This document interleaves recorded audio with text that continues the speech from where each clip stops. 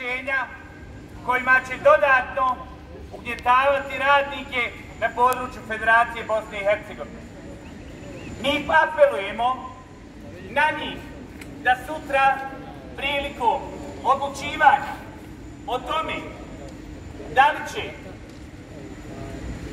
biti za ili protiv ovog zakonskog rješenja dobro pročitaju kako to zakonsko rješenje izglasavaju.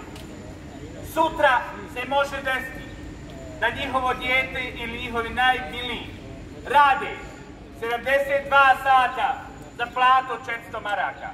Neće biti vječno parlamentarci. Neće imati mogućnost da svoju djecu pozapošljavaju u razne institucije ili razne javni sektor. Ono što treba jasno poručiti ovdje, mi smo pokazali jedinstvo. Ovdje su radnici iz realnog i iz javnog sektora. Nisu nas uspjeli podijeliti kao što su uspjeli podijeliti čelne ljude sindikata.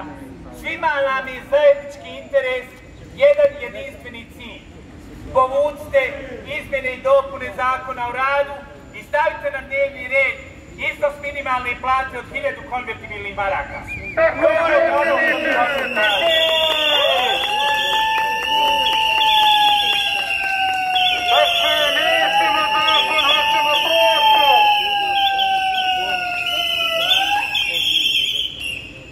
Kratko i jasno, još jedan put da poručimo parlamentarcima.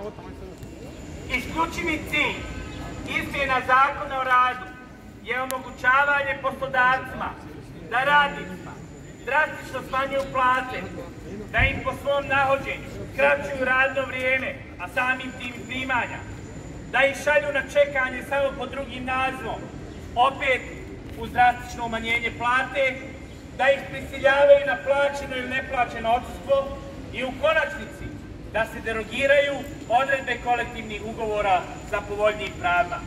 Savez samostalnih sindikata, mi ovdje okupljeni, nećemo nikada pristati na to i ukoliko se dođe do neželjenih posljedica, sljedeći put će nas biti ovdje mnogo više i imat ćemo generalni štrajk na nivou federacije.